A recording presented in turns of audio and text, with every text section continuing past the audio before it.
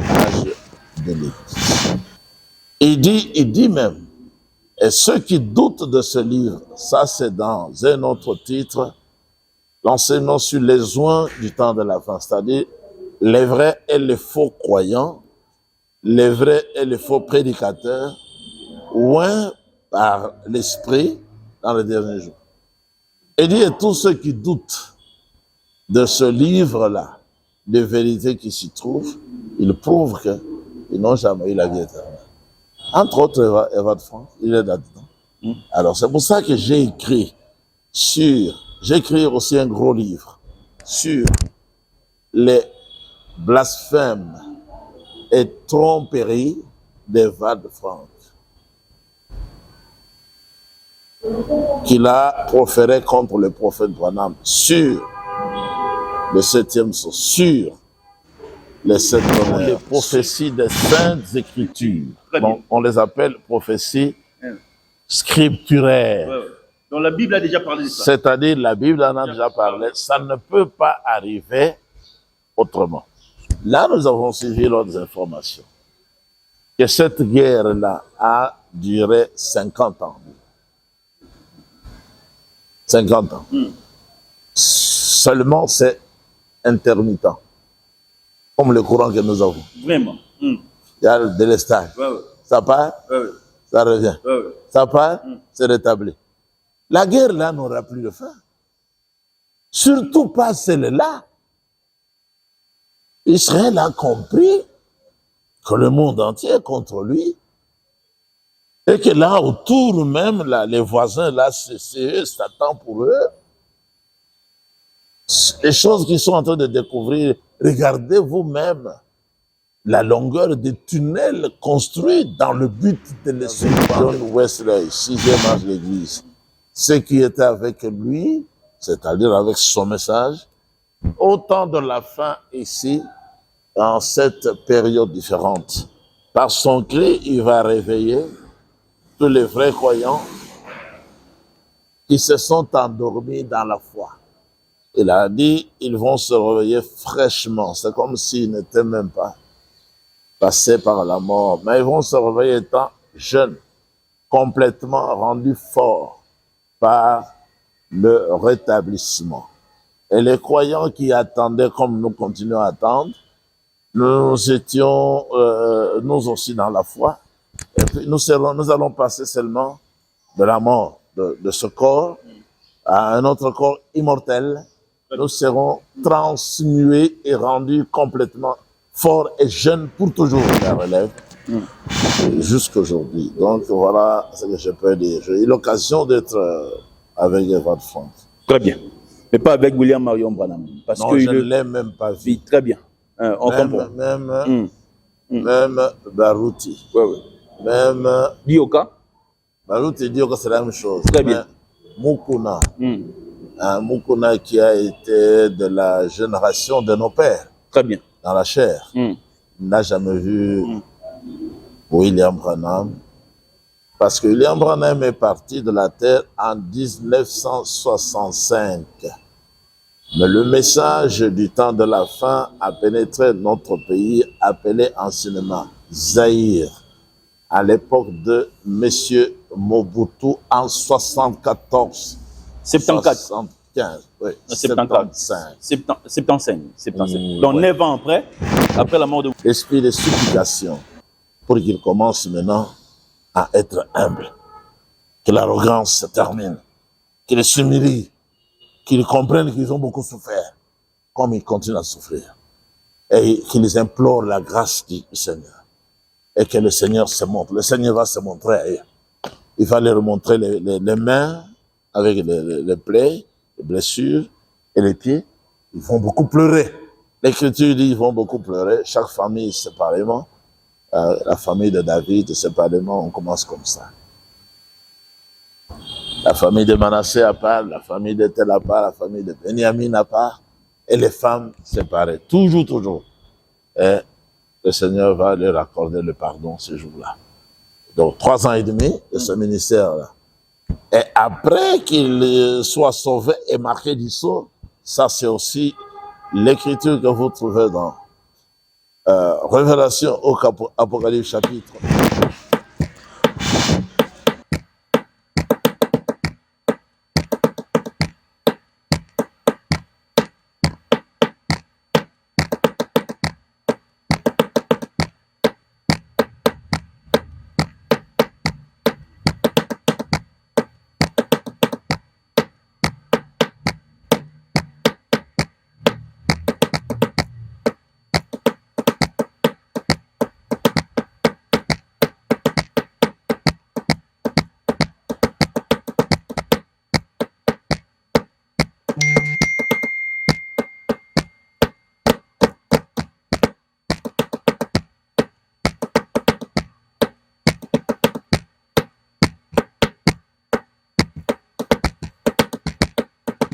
Messieurs, bonjour. Très chers téléspectateurs de l'émission Point de Vie, comme d'habitude, nous sommes ici à l'église primitive pour recevoir notre invité Pierre Kassambakana, l'un des pasteurs de notre pays, la République démocratique du Congo. Le message du temps de la fin, la relève.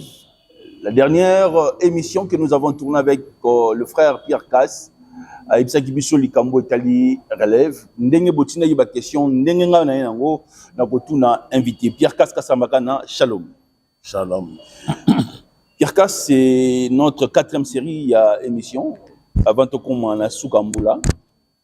Est-ce que William Marion Branham a eu le temps avant sa mort ou bien avant que William Marion Branham a koufa, Pierre Kassambakana a eu le temps de parler avec le frère William Marion Branham? Je ne suis pas de la génération de frère Branham. Frère Branham, il était de la génération de mon père. Mon père est décédé en 65. William Branham aussi en 65.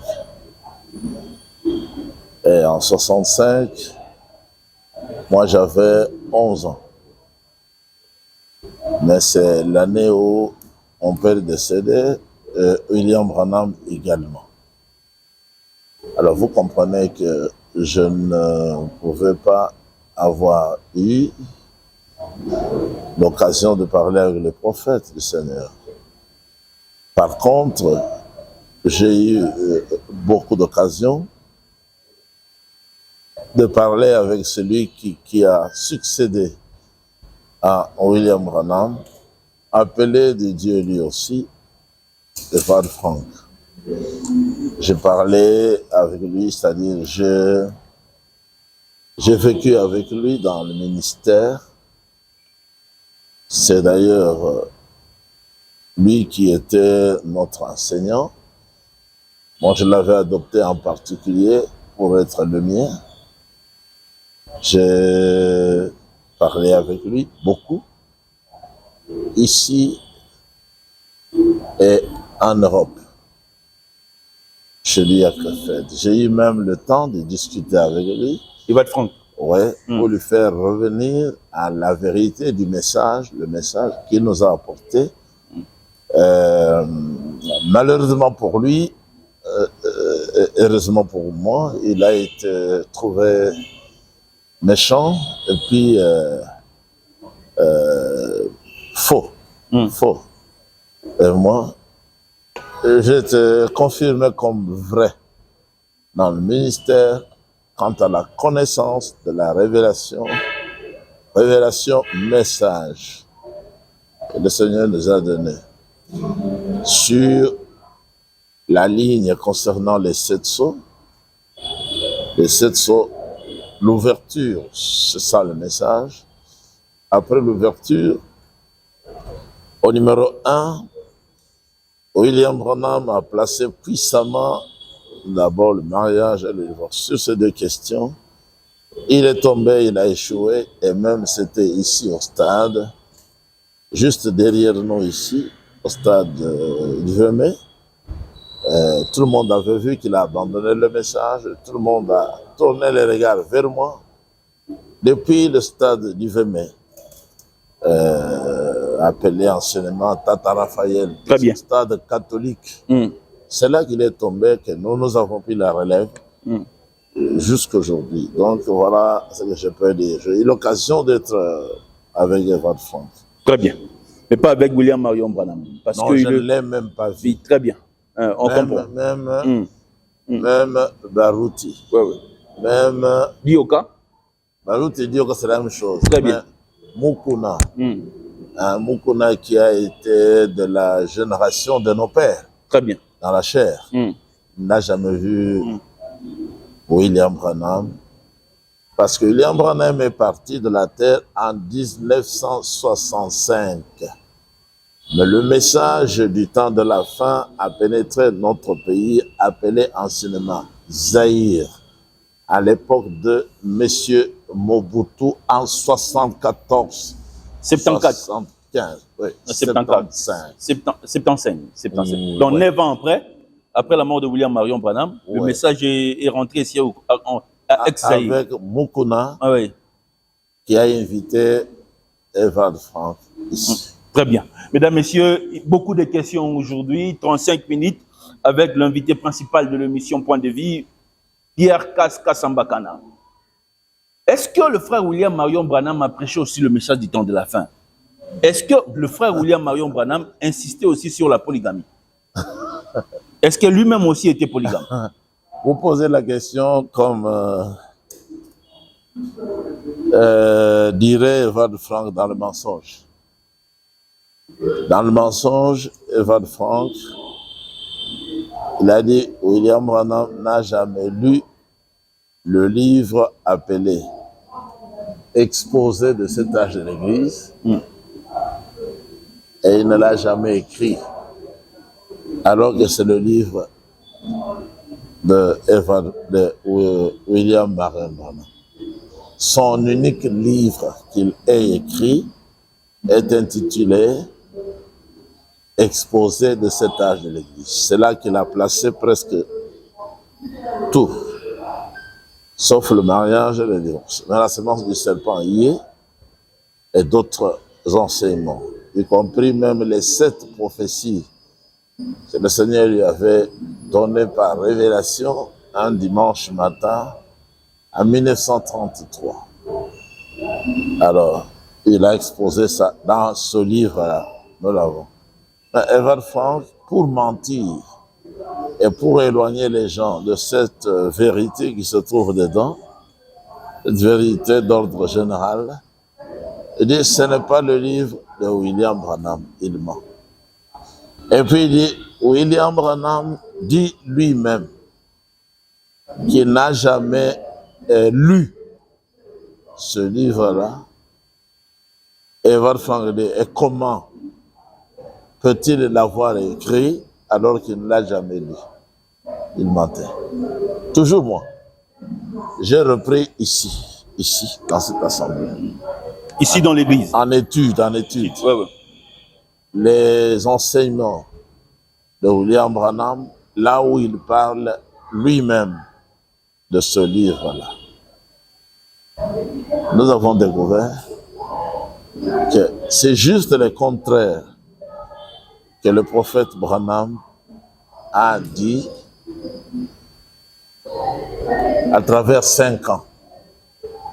Parce qu'il a commencé à écrire le livre en 1960, 61, 62. Jusqu'en 64, il a écrit, il a corrigé, il y avait les erreurs, il a ajouté les idées, comme quand j'ai parlé de la semence du serpent. Il a placé là-dedans vraiment tout ce qui lui avait été révélé sur la semence du serpent. Tel qu'on ne voit pas ça dans la brochure où il parla de la semence du serpent en 1958. C'était licolo superficiellement. Mais dans le livre, vous voyez que dans une prédication qu'il a intitulée Le Dieu de cet âge mauvais, ou quelque chose comme ça, il dit, j'ai eu hier la révélation de la semence du serpent que le Seigneur m'a donnée. Je veux placer cette révélation dans mon livre concernant les 7 âges de l'Église.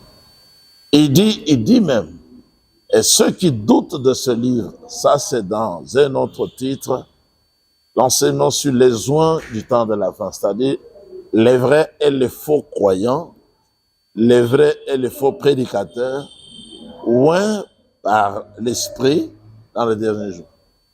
Et dit, et tous ceux qui doutent de ce livre-là, de vérité qui s'y trouve, ils prouvent qu'ils n'ont jamais eu la vie éternelle.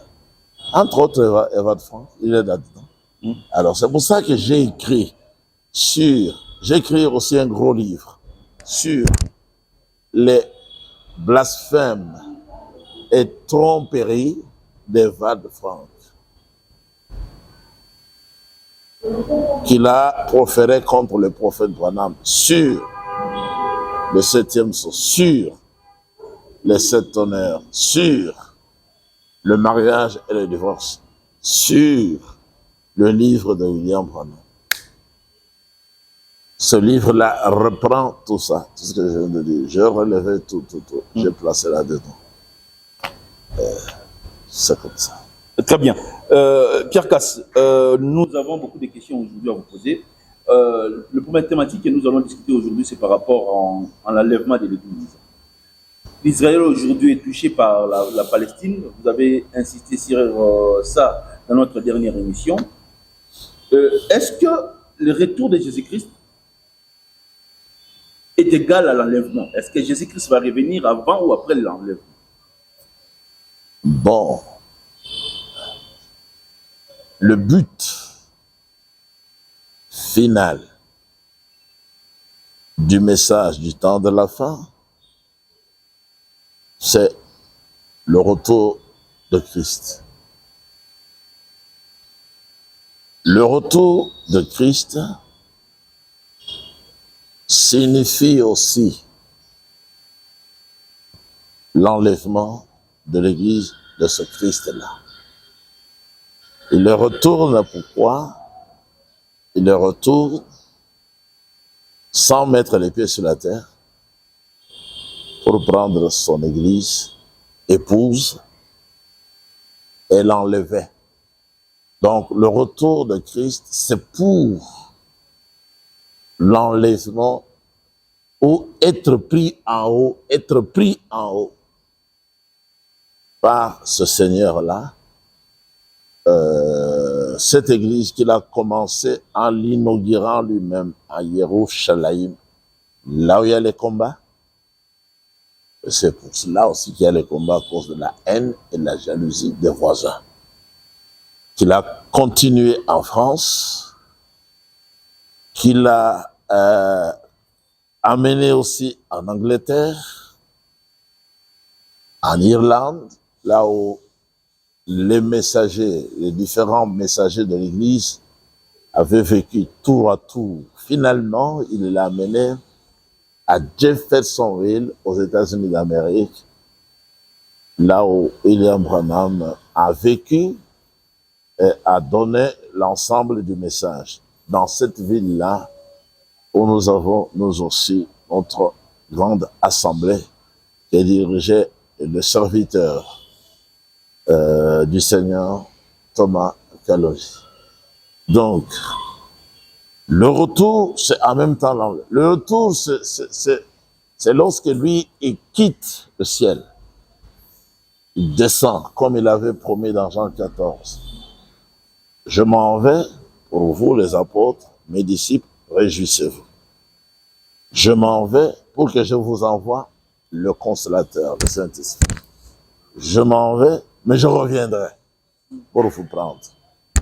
C'est ça l'enlèvement. Revenir là, c'est ça le retour de Christ. Parce qu'il est monté, et quand il va descendre, ça va être le retour. Mais il n'arrive pas sur la terre. Il s'arrête dans les airs, selon 1 Thessaloniciens 4. Il doit voir réveillé par son cri les morts en Christ qui le croyaient au temps de Paul, au temps d'Irénée.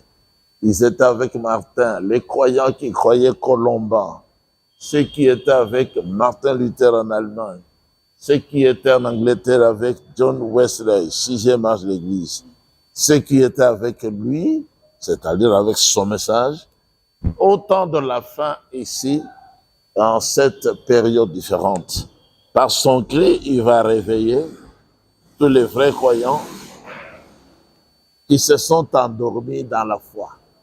Il a dit, ils vont se réveiller fraîchement. C'est comme s'ils n'étaient même pas passés par la mort. Mais ils vont se réveiller étant jeunes, complètement rendus forts par le rétablissement. Et les croyants qui attendaient, comme nous continuons à attendre, nous étions, nous aussi dans la foi. Et puis nous allons passer seulement de la mort de ce corps à un autre corps immortel. Nous serons transmués et rendus complètement forts et jeunes pour toujours. Et en même temps, à la même minute, c'est le départ pour le ciel. Donc ça, c'est l'enlèvement. Donc le retour de Christ est lié à l'enlèvement. Le retour précède l'enlèvement, mais ça se fait au même moment, c'est-à-dire le même jour, à la même minute. Très bien. Au moment où il descend, c'est aussi au moment où les morts en Christ ressuscitent premièrement. Très bien. Ensuite, à la même minute, c'est-à-dire au même moment, les croyants en Christ, nous tous qui sommes encore en vie, nous serons changés selon 1 Corinthiens 15, 51. Très bien. Bien, c'est l'un des mystères que le prophète Branham est venu révéler. L'enlèvement et la transmutation des saints vivants au retour du Seigneur. Donc voilà, le retour c'est lui, mais l'enlèvement c'est nous. Très bien. Voilà. Est-ce qu'après l'enlèvement, les hommes qui vont rester sur la terre vont passer encore du temps sur la terre? Il y aura encore du temps sur la terre, c'est-à-dire que, comme nous avons là le tableau, après le 7e âge de l'Église, c'est fini en ce qui concerne la grâce. Le Seigneur a fait grâce dans le premier âge, dans le deuxième dans l'âge de William Branham. Le message qu'il a envoyé, le message que nous avons là, c'est un message de grâce. Le message du temps de la fin. Oui, c'est le message de la grâce du Seigneur, où il ne compte pas les péchés que les gens ont fait. S'ils ont accepté son message, s'ils se sont repentis, eh bien, ils sont considérés comme des saints qui n'ont jamais fait le mal. Aucun mal.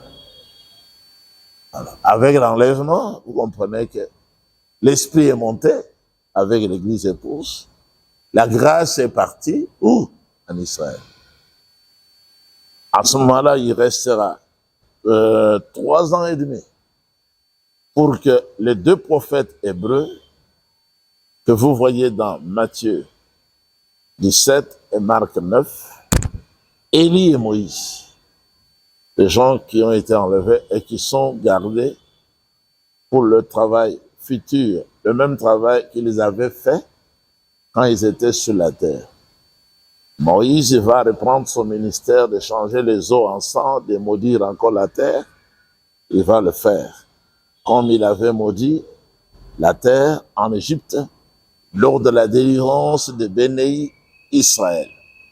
Élie, ou Eliaou de son vrai nom, il va reprendre encore son ministère qu'il avait de rassembler le peuple, de présenter le sacrifice, parce que ça va être ça encore. Parce que les vrais juifs qui sont de retour, ceux qui combattent là, n'ont pas encore connu le vrai Christ. Ils avaient été aveuglés, c'est l'un des mystères aussi que le prophète Branham devait venir révéler. Ils avaient été aveuglés pour que nous recevions la grâce à leur place et que nous soyons hantés sur l'arbre appelé l'olivier franc. L'olivier franc, c'est l'arbre de Béné Israël, les enfants du Seigneur. Nous avons été greffés en tant qu'olivier sauvage. Nous sommes des nations. Nous, on ne connaissait rien. Amen. Du Seigneur. Eh bien, lorsque nous montons, le Seigneur se tourne vers son peuple. Il a commencé avec eux, il va terminer avec eux. Il se tournera vers son peuple. Zécharia va s'accomplir. Zécharia 13. Je répandrai l'esprit de grâce sur les enfants d'Israël, l'esprit de supplication, pour qu'ils commencent maintenant à être humbles. que l'arrogance se termine, qu'ils s'humilient, qu'ils comprennent qu'ils ont beaucoup souffert, comme ils continuent à souffrir, et qu'ils implorent la grâce du Seigneur, et que le Seigneur se montre. Le Seigneur va se montrer à eux. Il va leur montrer les mains avec les plaies, les blessures et les pieds. Ils vont beaucoup pleurer. L'Écriture dit qu'ils vont beaucoup pleurer, chaque famille séparément. La famille de David, séparément, on commence comme ça. La famille de Manassé à part, la famille de Tel à part, la famille de Benjamin à part, et les femmes séparées. Toujours, toujours. Et le Seigneur va leur accorder le pardon ce jour-là. Donc, 3 ans et demi de ce ministère-là. Et après qu'il soit sauvé et marqué du sceau, ça c'est aussi l'écriture que vous trouvez dans Révélation au Apocalypse chapitre 7. Ne faites pas du mal à la terre, le mal. Je parlais de Moshe qui va reprendre encore à maudire la terre maintenant, la terre tout entière. Amen. Ouais. Même les arbres seront maudits parce que ça va sécher, ça va brûler. Ne faites pas de mal, ni à la terre, ni aux herbes, ni aux arbres, ni à l'eau, aux eaux, jusqu'à ce que nous ayons marqué du sceau le front des serviteurs de notre Dieu, Elohim. Et on les nombre là. Hein, on va calculer le nombre des tribus. 12 tribus d'Israël, dont 12 000 personnes pour chaque tribu. Et quand on compte le nombre de ces 12 000 fois 12 tribus, cela nous donne carrément 144 000 de personnes sauvées et scellées du sang. Alors, le malheur commence à frapper la terre. Ce temps-là aussi qui sera accordé à l'Antichrist, où le malheur arrive, il va se passer 3 ans. Donc l'Antichrist, il va se passer 3 ans. Oui, mais finalement, c'est là que l'Antichrist va se révéler aussi. Il va toujours chercher. Il va faire aussi à son tour la guerre à Israël, finalement. Pour que il va lutter pour amener les béné Israël à l'adorer lui. Comme les catholiques le font. Très bien. Comme les Congolais l'ont fait. Oui. Pour eux, c'est lui, la sainteté de Dieu. Ça dit, ils sont séduits, comme vous le voyez là, les Congolais. Alors, quand il ira en Israël, pour défier le roi des rois, et de prendre sa place en se proclamant lui-même Elohim. Il va même entrer dans le temple qui sera reconstruit déjà. Donc le 2e temple sera reconstruit. Le 3e. Le 3e temple. Oui. Ce sera reconstruit où? En Israël, à Jérusalem. Le temple sera déjà reconstruit parce que ça va se faire rapidement. Comme j'ai assisté à la construction multiforme ici à la Gombe, c'est ce qu'il dit avec les gens qu'il a invités. Ils ont construit des très beaux bâtiments, des immeubles, en face du ministère des Affaires étrangères. Très bien. En quelques mois. Très bien. Donc, en Israël, le temple sera rebâti sur les anciens fondements. Très bien. Et c'est là que le pape va avoir l'audace pour chercher à y entrer, tenter de séduire les enfants d'Israël qui n'ont jamais aimé à être ni catholiques, ni protestants, ni méthodistes, ni pentecôtistes. Ils ne peuvent pas. Parce qu'ils ont la loi qui dit « Je suis Yahweh Elohim » et je suis un. Les notions de Trinité, là, pour eux, c'est la prostitution. Ce sont des choses qui puent mal. Donc, ce sont des idolâtres que le Seigneur va détruire. Alors, le Seigneur paraîtra et détruira l'Antichrist là même à Jérusalem par le souffle de l'esprit qui sortira de sa bouche, c'est-à-dire le feu. Très bien. Wow. Aujourd'hui, l'Israël est touché par la Palestine. Qu'est-ce qui va arriver selon la prophétie de Frère William Marion Branham?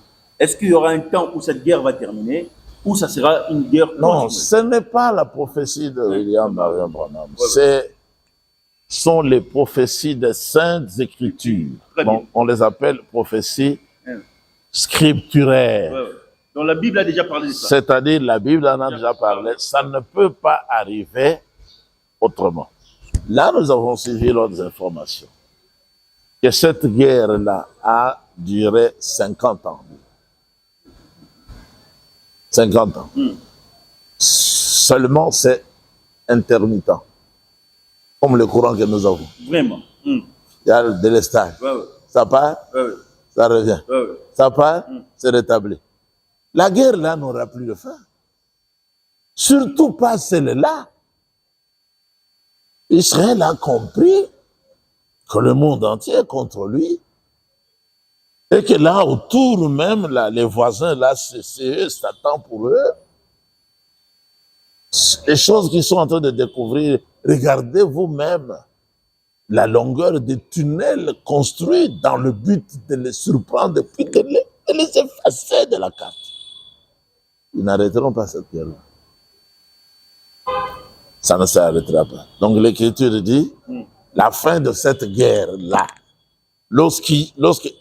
c'est dit même avec précision, Jérusalem sera attaqué.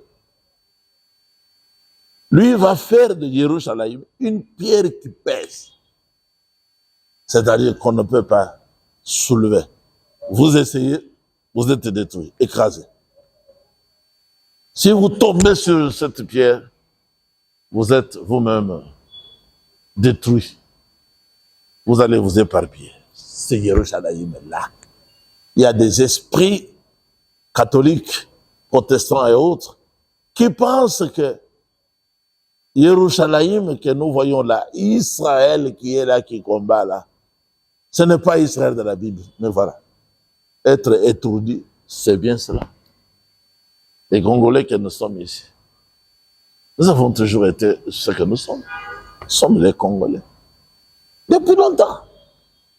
Même si nous descendons de Israël aussi, ils descendent de Shem, ils vivaient tous ensemble dans la famille de Noah, le prophète.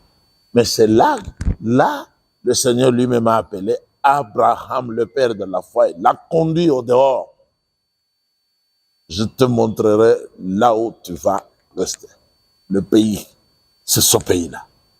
Il a tracé lui-même géographiquement les limites de Béné Israël.